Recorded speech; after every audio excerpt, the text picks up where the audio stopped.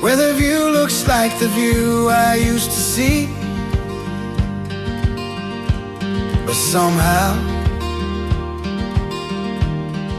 everything has changed.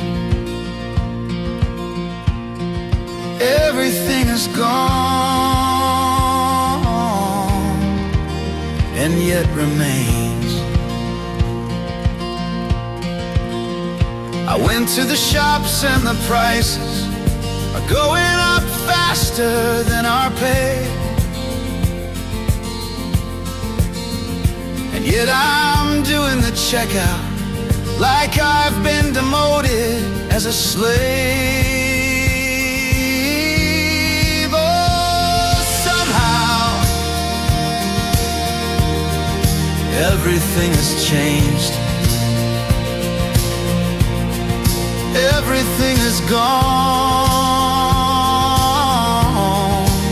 and yet remains. Went to the bank and they greeted me like I was trespassing on their land. I wanted to scream, "You're built on my toil," because my blood was getting ready to boil. But instead my soul whispered to me, oh, somehow everything has changed. Everything is gone, and yet remains. How did we get here? How did we go so wrong? It's like we were singing or trying to sing, but someone keeps changing the song.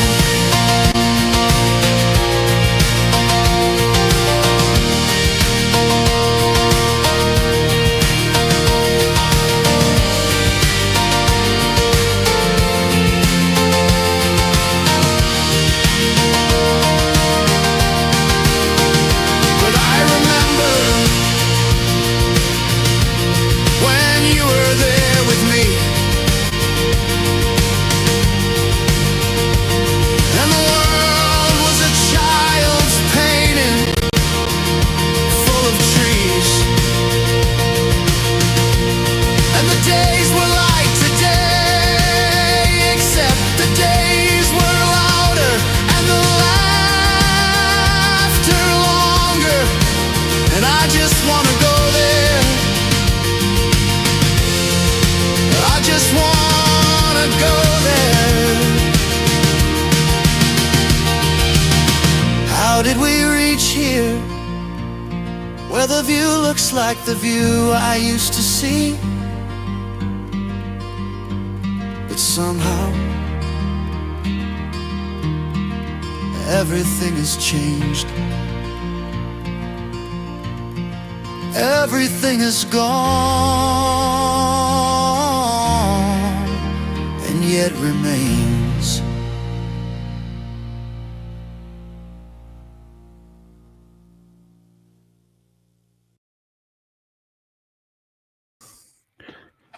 Oops.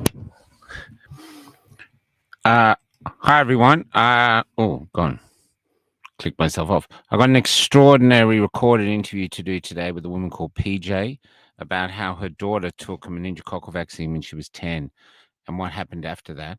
I've been wondering where to put it, but I've got a spare night tonight. I want to put it up here. It's really important. I'll be in the background with comments. And but I'm going to start with Aaron. I can never remember his second name. This is the lawyer in America who basically takes on the big pharma companies with vaccines your people and stuff like this. Anyway, here he is. You're just going to play this to start. And I think this relates to the interview, because I think if PJ had seen Aaron saying this before she had to give the daughter the meningococcal vaccine, she probably would have never have done it. So what this man is about to say is basically what they've been hiding from us forever. So have a listen. An ID doctor, infectious disease doctor, when I depose them about vaccines, they know nothing. It doesn't mean they're bad. They just don't know. And at the end of the day, I know that they're taught that there's this incredible body of science that underpins the safety of vaccines. I could tell you, as somebody who has to litigate these products, that is just a slogan. Okay? It is not true. And the fact that there are so many doctors who agree that that's true is of no moment. The fact that medical organizations say it is of no moment. The only thing that matters is what the evidence itself actually shows. And you can crowdsource as many clinical trials as you want from around the world randomly, haphazardly on some Excel file list on the internet. But that does not change what the actual clinical trials were that were relied upon to license each child a vaccine. And when you look at each one of those, as we have done, as we need to do for our work, they are disturbing. They do not affirm the safety of these products. There is not a single routine injected child vaccine that was licensed based on a trial that affirmed its safety. And now the interview. We have PJ. PJ, can you tell me your whole name though? Because it's actually quite a pretty name. It's Patty Jane. Patty Jane. Patty Jane, yes. And where'd you get that from? Because it's in Australia. That's like an American name. So were you over America or you? Not at all. My parents claim that they were at a service station somewhere in Sydney, and they think they heard this gorgeous, sweet little blonde 3-year-old little girl get out of the car, and they think the parents said, Patty Jane, Patty Jane. And they went, isn't that a lovely name? So they named me that, but they can't even be clear if that actually was the name that they heard. That's it. That's really cute. So we usually talk about COVID, but first off, we're going to talk about another vaccine injury which affected your life. Can we talk about that? Yeah, so our journey as a family really started in 2004. So I'm a former defence wife and spent a lot of our time being posted around the country, and we had 2 postings to the UK. What's that like to be posted? Is it exciting or fabulous? Yeah, fabulous. So it becomes your family because my former husband's an army officer, so we moved every 18 months or 2 years. So you get very good at knowing the location, knowing who you click with, getting in, making friends, getting a new job, getting the kids settled. I absolutely loved it. I really did. Tough, really, really tough. He was away a lot. He was infantry, so he was on deployment a lot. Wow. They even did an Australian story on I've got an Australian story on what we did. Wow. Yeah, from 2000 in East Timor and so on. So it was a fascinating time. But I've been used to helping families and organisations and so on with defence. I've even got my brag is I've got a military commendation from defence for helping families, and I was the first one since Vietnam. So I'm pretty chuffed with that. So yeah, cool. I've been linked into families and defence for a very, very long time. And so, it was when we got back from one of our UK postings and we got back to posting into Canberra that we were recommended that our daughter get the meningococcal C vaccine.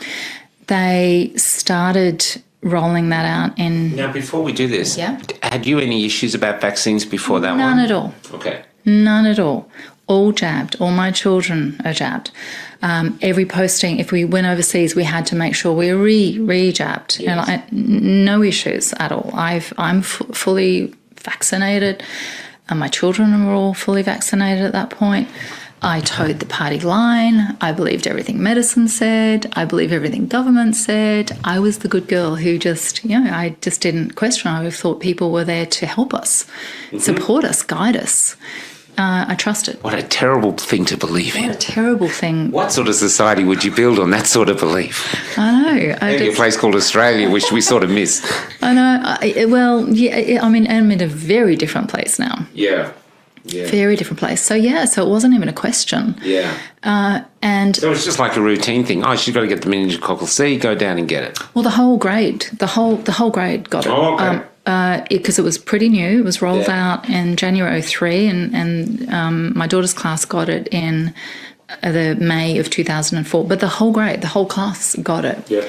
But what had happened the year before, she actually had viral meningitis. So I knew a lot about bacterial meningitis, which is A, viral meningitis, which is B. And what we since found out is the vaccine was for meningococcal C, which is incredibly rare.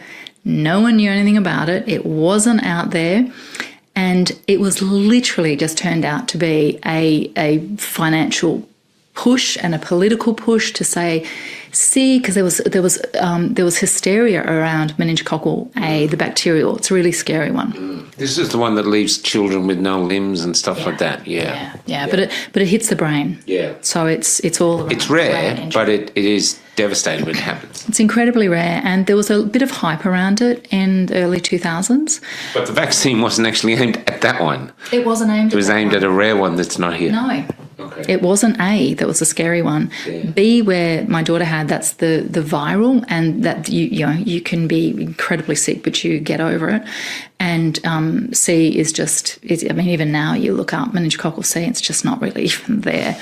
That is what everyone's being jabbed with, still, I believe.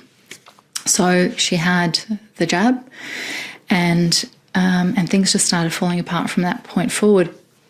But I wasn't aware. I wasn't aware to look. And it was only in hindsight, when she got desperately ill, that we would look back and realise straight after the jab, within days, she lost her fine motor skills. She couldn't pick up. Within days? Within days. Wow. She couldn't pick up things.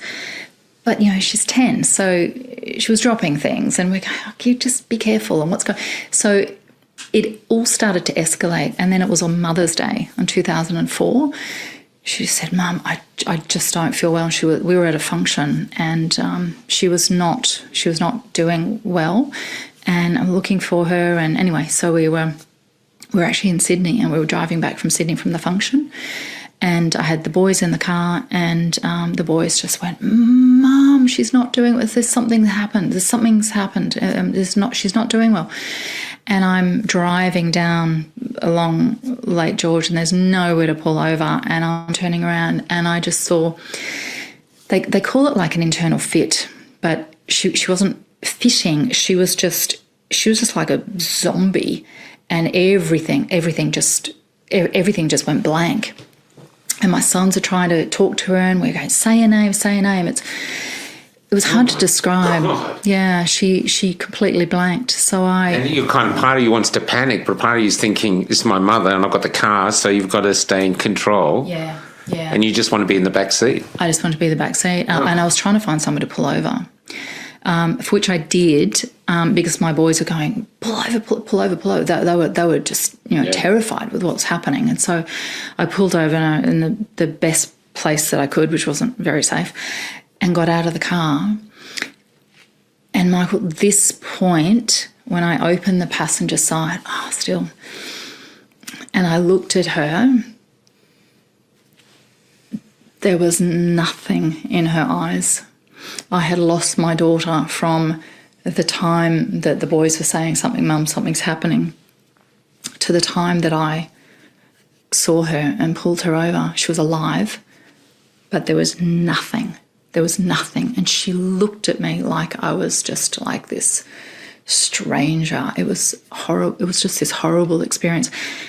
Almost like what you see with dementia, when someone looks right through you, your loved ones look right through you. And it was just terrifying. So, I got one of my boys in the back seat to hold her, and we just drove straight to the Canberra hospital, and she was admitted instantly.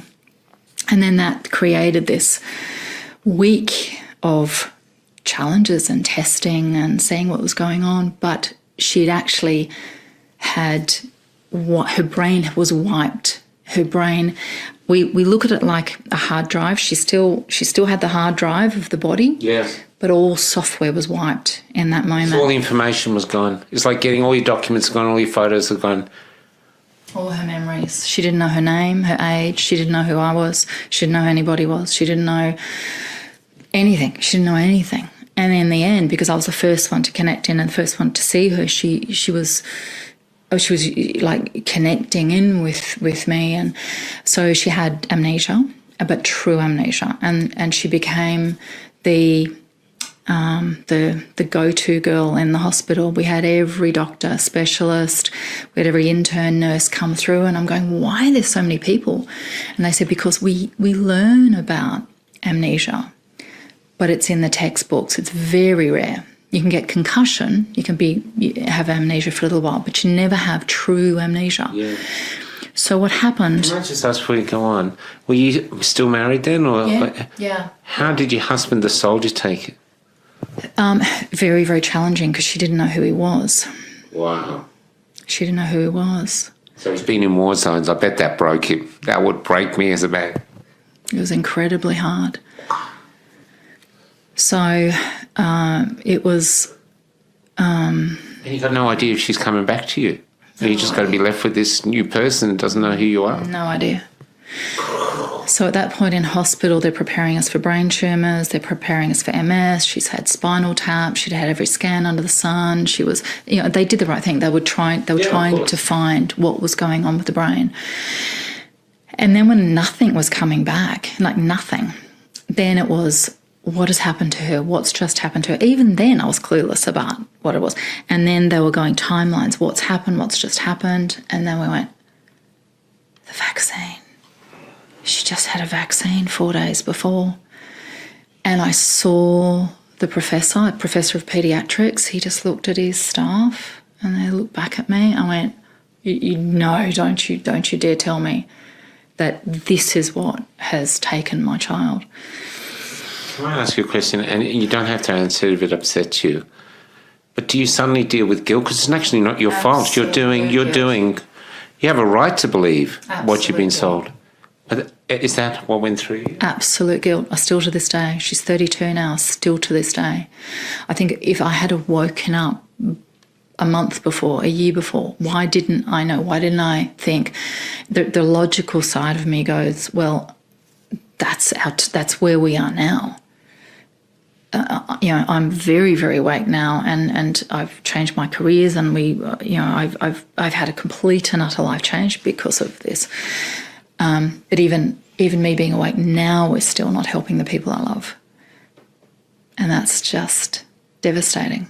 So as much as I sit there and go, we allowed this, we did this to her, we didn't know. We just didn't know. So. There's always going to be that guilt, but I don't beat myself up about it because I've put all my energy into healing now. I don't want you to beat yourself up, but there's so many people out there dealing with this guilt and they're not allowed to talk about it, but it must be, it must be sometimes unbearable. Yeah. She's the most stunning. Thank God she lived to tell the tale, but it created massive mental health issues. Can I ask you, was there a time where she suddenly came back, or she had to relearn everything? Yeah. So her childhood is gone. Her childhood is gone. So she had to learn that you're her mother. So, So what ended up? I know. I just got to take this in because it's so extraordinary. Yeah. How do you build a relationship with a young girl? It's almost like having an orphan come in and you're adopting an orphan, but it's your own daughter. She came out of you. Yeah, she's the image of me. So she had the hardwired things there. So she didn't need to learn to walk or talk or eat, speak or write. She had the hardwired things still there, but the programs were gone. Yeah. The memories were gone. So I was the first one that came back and connected back. I just don't know if she remembered or if it's a new learned memory. Yeah. We know that there was 18 months to 2 years that definitely just removed. As an example, she was in grade 4 just at the local school up here. And the school were fantastic. So they put all these collages together and photos, and she'd been on school camp and when she was writing things and her stories, and they put all this together and they brought her best friends up to the hospital because the doctors said try and do anything to try and trigger her memories. Yeah.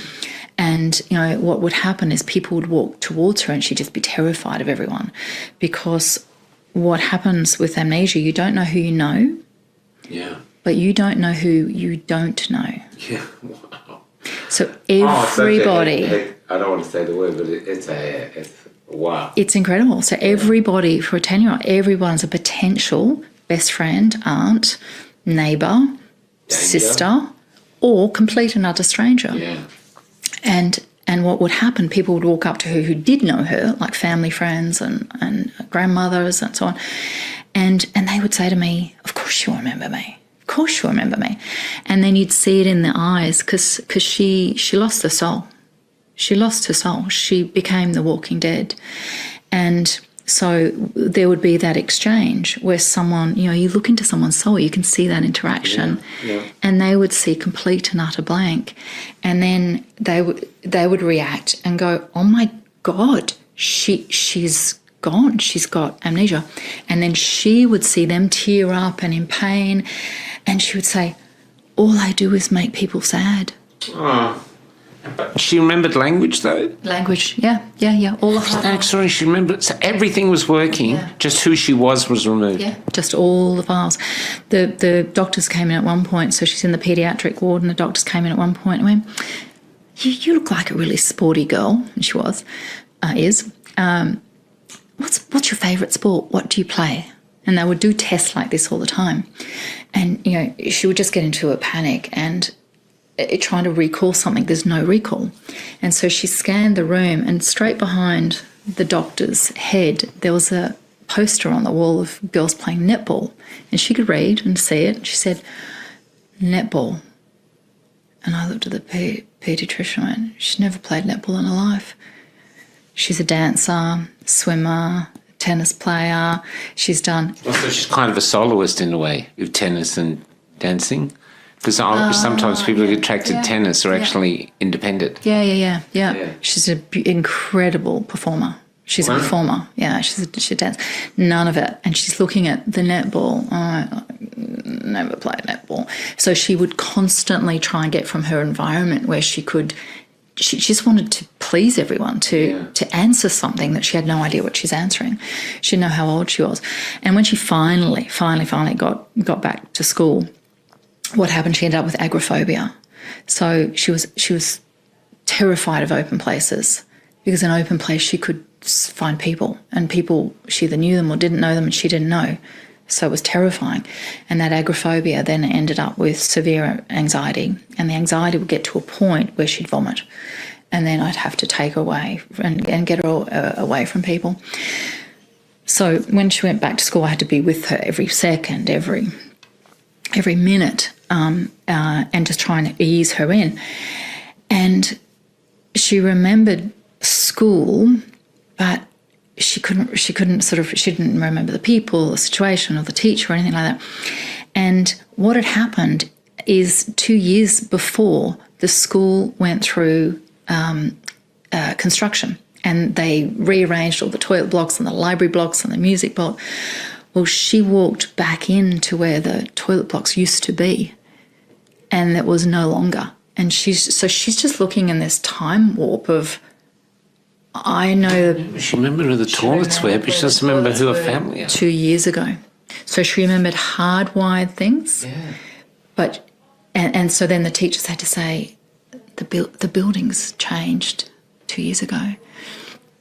So we got ideas of what, and this is where we know that we know there was 2 years completely gone, and I'm just not sure past that if it's memory from photos or a memory of us talking about it, or it's actually a memory that has come up. And she might not be able to tell either. She may not be able to know either.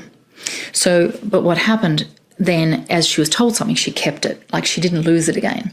Well, she had a lot of memory space. She had a lot of memory space.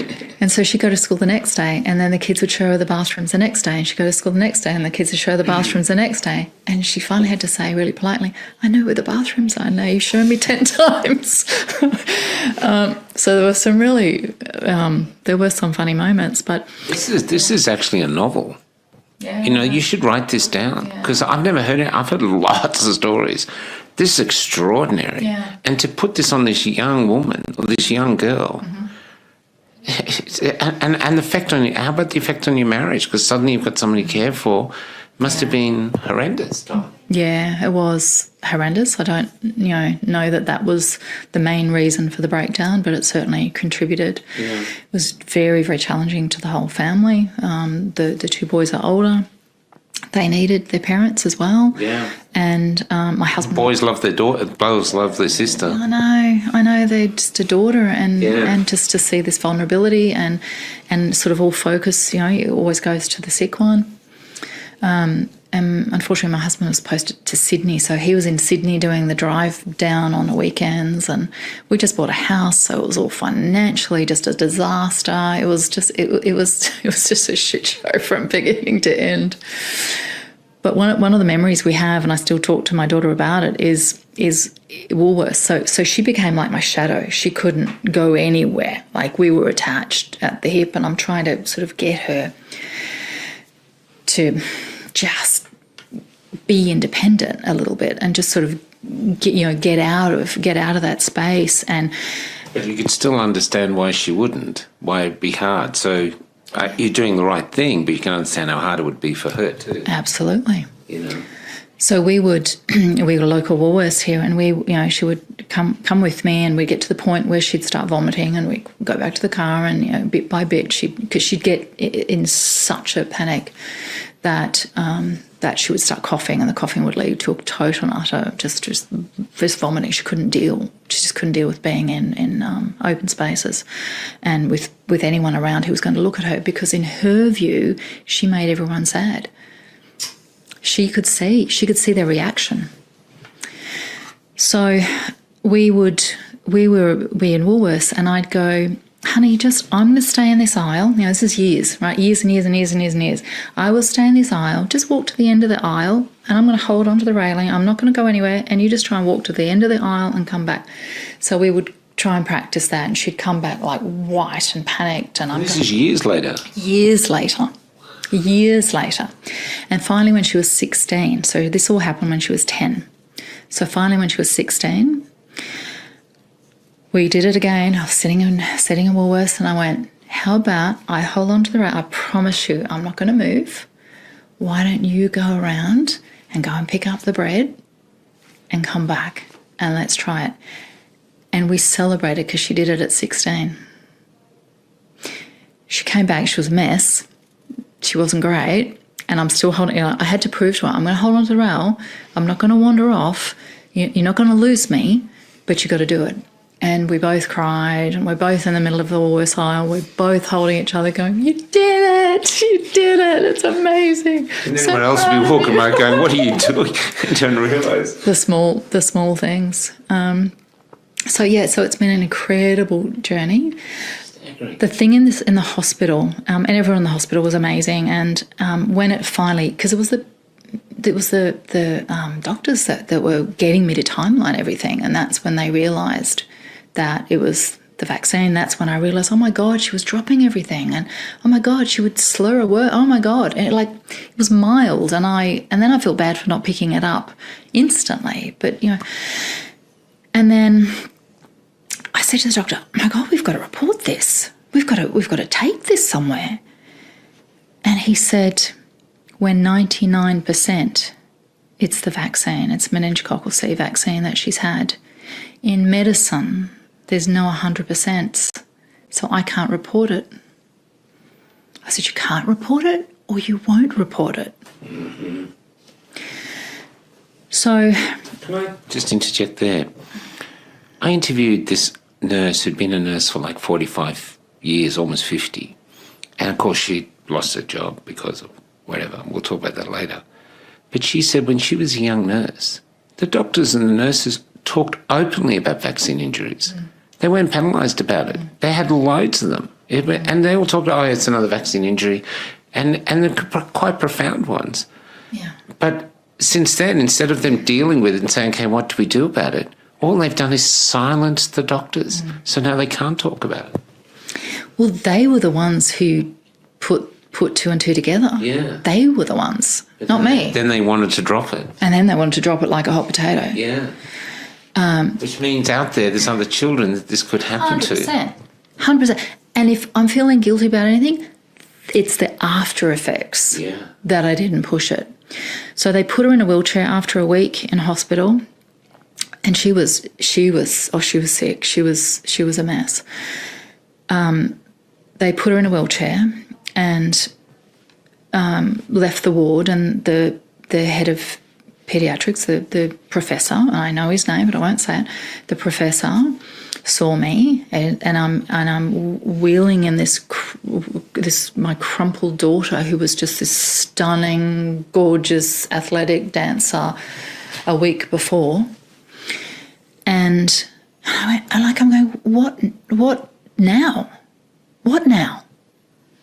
And he put his hand out. He shook my hand, and he said, all I can say is, good luck. They wheeled my daughter to the car. We put her in the car, and they wiped their hands. They wiped their hands of her. That's when I started to get pissed off. That's a professor. So he won't. That was the professor of paediatrics in Canberra Hospital, and I swear on my mother's grave, everyone was there, saw it. He didn't know what to say. So he won't report it, even though he literally knows it's certain, Yeah. and then he just wipes his hands with you. Yeah. Tough luck. It was uncharted territory. We don't know what to do. It's pure amnesia. I was expecting we were going to be sent to psychiatrists, to psychologists, to memory specialists, to, I don't know, anything. I was expecting we were going to have a whole list of, thank God we didn't. I just kind of think that attitude from that professor, though, this is how thalidomide could stay out there for 20 years. Because these people who should be our border guards who say, hey, I'm a head of paediatricians here, paediatrics, this is something wrong. For whatever reason, they stay silent, so the pain continues. Yeah. And I genuinely believe, I believe he's a really good man. I believe he was a great doctor. I have no issues with that. But I also know that he knew he was at the end of his education of what he could do to help us. And he was being honest. He shook my hand and said, good luck. So he could learn. He could learn, or he could report it. Then we were called in, and I forget how long it was. It was maybe 3 or 4 weeks later, and we do your outpatient follow-up, and I was very keen to do that. And he was really casual with us. He was wanting to get in and out. He put a registrar in first to get all the details, and I went, all the details, and then the professor came in, and I went, right, this is where we report it.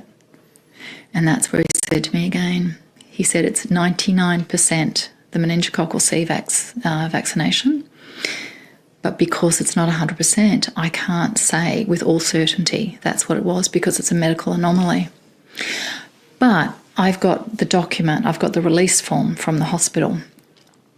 I was trying to find it, and I will put my hands on it and show you. And he's written down the bottom, evidence that this is the meningococcal C vaccine given to her on this date, and that has created the back brain injury. So it's been a journey. How have you changed from before you were just driving your boys and your daughter somewhere to the woman I'm seeing now? How has this changed your life? It didn't change straight away. I'm very, very different now, but it didn't change straight away because my focus was on keeping my daughter safe. My focus was on, it wasn't just day by day, it was hour by hour. The doorbell would ring and she would just start hyperventilating to see who would be coming through the door, so it was a really slow progression to get her to school. I'm trying to work, we're trying to pay the mortgage, my husband's in Sydney. It's my 2 gorgeous boys needed support. So I was head down into just survival mode. So I didn't go into the whole vaccines. I didn't go into everything except that how do we report it? How do we report it? Like everyone's got to know. I told the school, you can't roll this out next year. You've got to look into it. No one listened. No one cared. So I was I really was in Mama Bear survival mode for my beautiful girl. It wasn't until years till I could start to breathe, and years that I started just really deep diving. But I think I went numb with it. I don't think I really wanted to know too much at that stage, because when you can visualize you have a perfectly healthy child and that you agree to put something in their arm that destroys them, it's hard to look at the facts to start with. So my focus has gone more into healing and that journey. So I didn't really go down a rabbit hole, but when I did, the rabbit hole was wide and deep and many burrows, really until about 2014. And I'd had some insights, I'd had a lot of information in 2012. I had a real wake-up call in 2012. So thank God we found holistic healthcare and support for her, because it was not medicine that helped my child. It was not. It was allied health professionals. It was holistic healthcare providers. It was people who actually had a look at her holistically. And then my background is also, I'm intuitive, and I've always been interested in the healing world. And that's when I just started to look at that side of it. So I moved more from trust everything they say to research everything for yourself. Yeah, question everything. Question everything.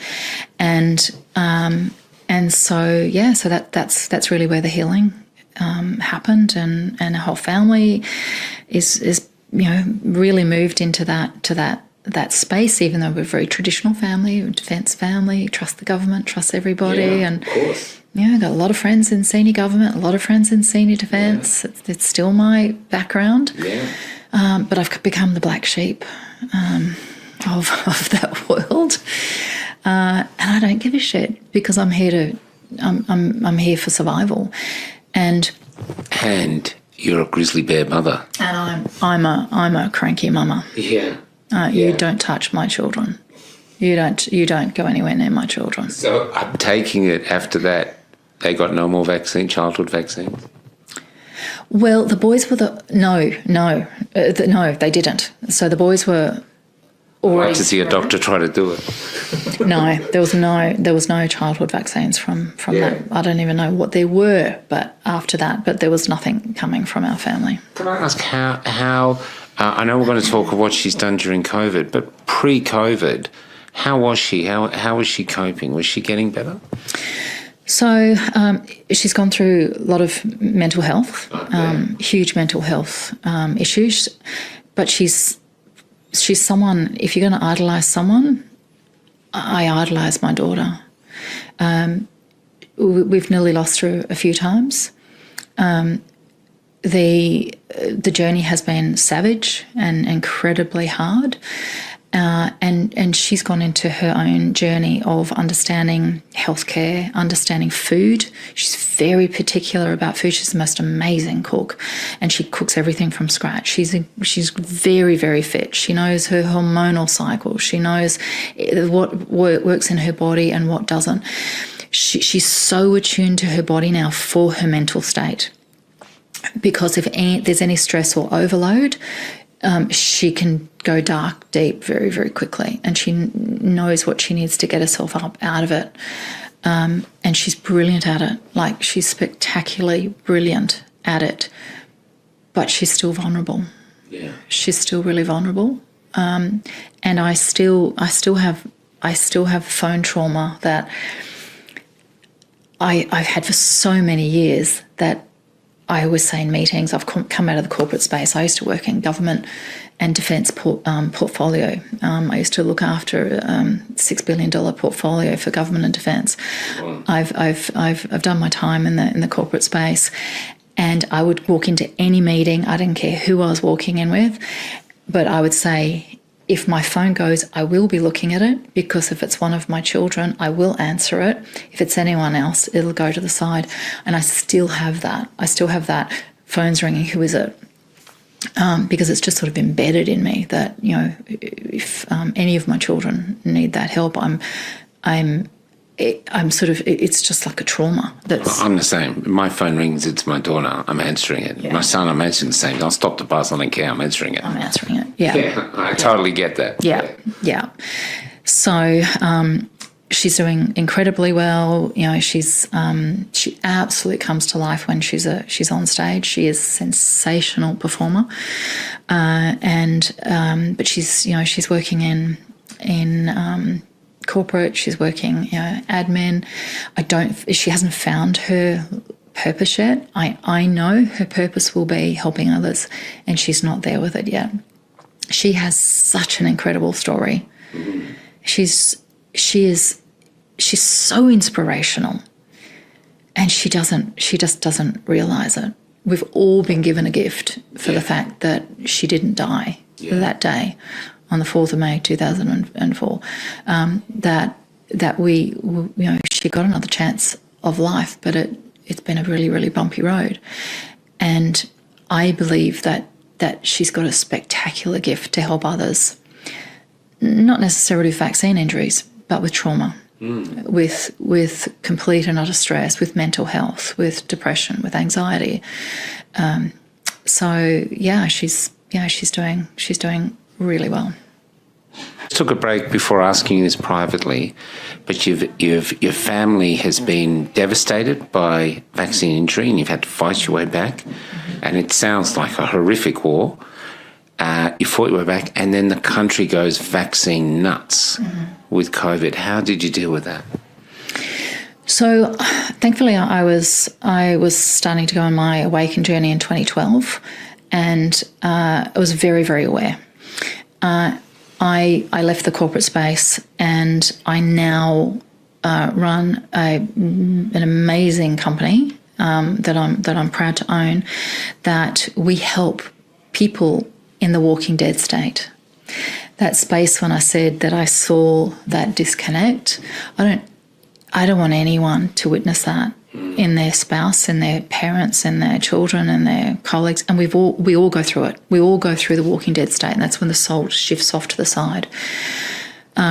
So I am very much into that space and that world. So I knew instantly, and I have Facebook groups, and we've got a really big following, and we're dealing with people, and we're helping thousands of people. We're in 12 different countries. I've got practitioners in 7 different countries delivering our programs. We're award-winning. It's sensational what it is we're doing. So I was live I've been live since 2012, but I was live all the way through that, going, there's something coming out. You could feel it. I'm a really strong intuitive, and so I went live. I was as I did every week, and went live and said there is something coming out of a place called Chapel Hill. It's going to have 2 Chinese taking it over to a place called Wuhan. It's going to be taken into a lab. It's going to be linked into, it's going to have the virus linking into your SARS-2 and HIV, linking into it, and it's going to come out as a particular virus, and they already will have what they call their remedy for it. And that remedy, of course, no one should take. So this was live in 2019, and I was of the understanding that of course no one was going to take a remedy for this said thing. I was so naive that people would fall for it. We all were. So I was there every week. I would go 1 o'clock on Wednesday into our group, and I watched the hypnosis coming over people, and it was terrifying. because there were facts placed in front of us. And it's like you could see this wave of hypnosis coming over in waves, and then the next wave and the next wave.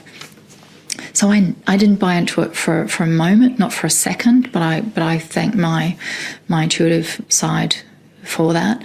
And that has been the next sort of battle, because it's then all your loved ones, friends, all my colleagues, like so many people, that I saw it like the sheep just walking off the cliff, and I'm there with the megaphone, as many people with a megaphone, just begging people not to take it, and seriously naive and stunned when people were. I still am beyond stunned that people believe the government. And the joke in Australia is, how do you know when a politician's lying? The lips are moving. And yet then they listened to medical advice. I am still beyond stunned. So it's taken on a whole new role within the company. So we have 25 practitioners delivering our programs around the world. And so we are really looking at people who've moved into that Walking Dead state. They're coming out of it now. They're starting to come out of that hypnotic state, going, what's happened? Where am I? What's going on? And this is the awakening we're feeling. The awakening. Yeah. And what's happening, though, with the awakening is people are waking up stressed. And then they're realising, not so much vaccines, some of it, a lot of them have that that challenge of, did I really do that? Many are still, I had to do it. And others are still, yeah, I did the right thing. Yeah. But I've seen, I know someone close to me, I remember I asked them, and they said to me, I don't know why I took it. Yeah. Yeah, literally, they're confused why they took it. Yeah. They just happened to be there and they did it. One of my practitioners, so most of our practitioners were just so like, they absolutely no, and everyone's got their own views about how and why and whatever, and I do respect that as much as I'm challenged by it, because I'm there in 2019 going, it's going to go straight to the brain and it's going to go straight to the groin, and there's not going to be too much in between with that, and we're going to see this coming out. And unfortunately, it has. So I had one of my practitioners who was still is very, very, very anti-jab, the COVID jab.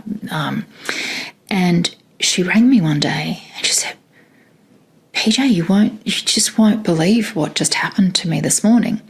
She said, I know I was dreaming last night. I can't remember what the dream was about.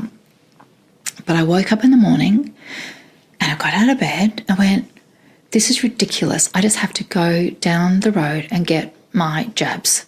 She said, I picked up the phone and I called the centre to go and get the jabs. This is well and truly into it. And she said it was the hold message. And she said, with the hold message, I went, what's going on?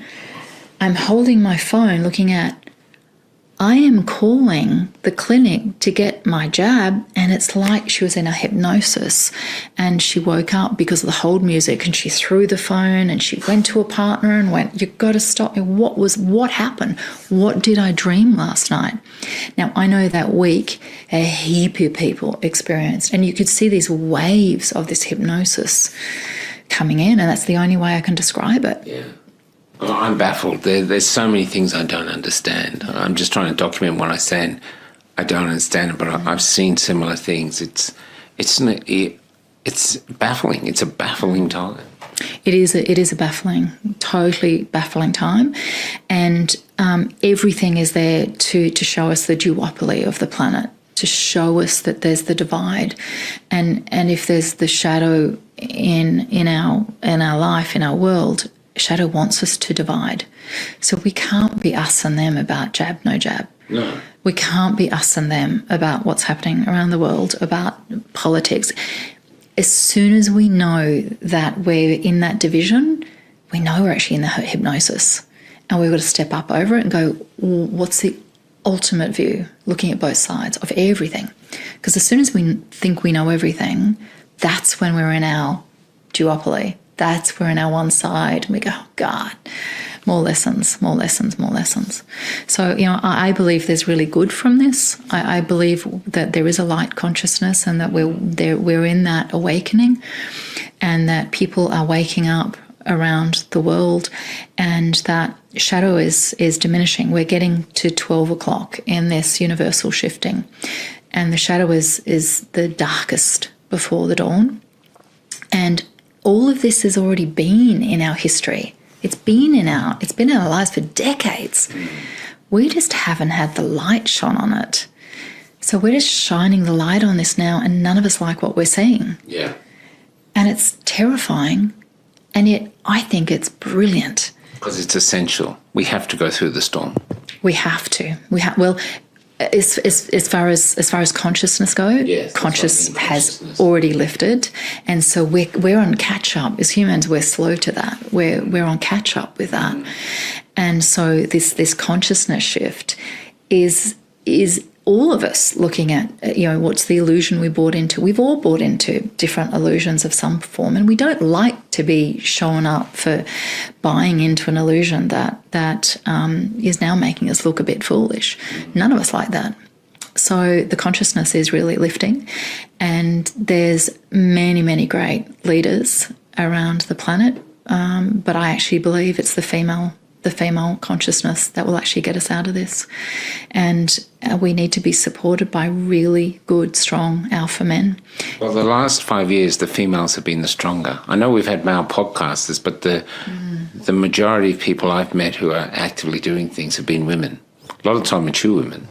Yeah, well, the mothers and the grandmothers. It's the mothers. You mess with my kids. I literally could take someone out. No joking. If I saw anyone messing with a child, I'd take them out, and I would have the strength, and I'd have the values, and I'd have the reason to do so. You don't mess with mothers and grandmothers. You touch my grandchildren, you will not be on this world for much longer. So we're rising. We're literally rising. It's the resistance, and I've seen that World War I really was to take out the mind control, and it was the males that stood up for us all. And World War II was to take out the body, and you'll see that the agriculture was changed. Now food has changed, our farming was changed, everything was changed. That's where all this crazy non-food was brought in, and the medicines started coming in, and the vaccines started coming in all around World War II. And that's when women came into the play as well. World War II really was the male and the female at the front lines, supporting and getting us through all of that. We are in World War III, and it's the war of the soul, and the soul is our purpose, and the war of the soul is led by women, and it's going to be women who are going to get us out of it, with really amazing alpha men, backing us up and supporting us along the way. And it's the equality of that. That's where this awakening is, and so that's where I have my peace. That we've been through this. We fortunately have survived. There's so many people who've lost their children, and I'm grateful every day that we haven't. But I'm at peace for the fact that I now work every day to help people literally move away from that walking dead state and bring that soul, bring that light back into your eyes, because you can see it turn on in people, and it's just extraordinary.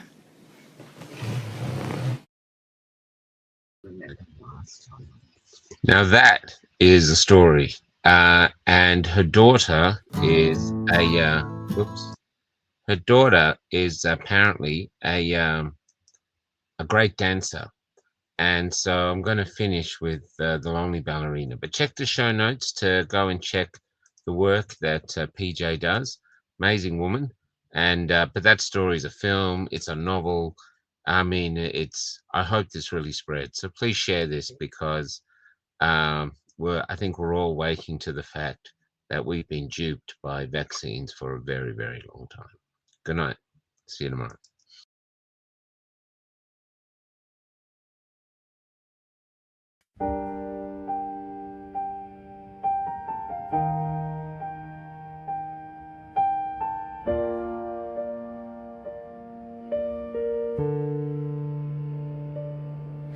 Things change, things do up ahead.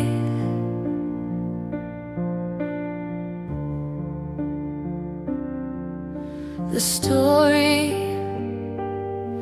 you're writing isn't written yet.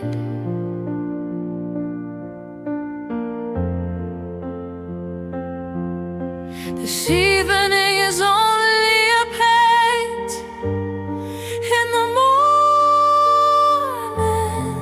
Your writer will begin again. The ink you breathe is never dry, and you won't predict your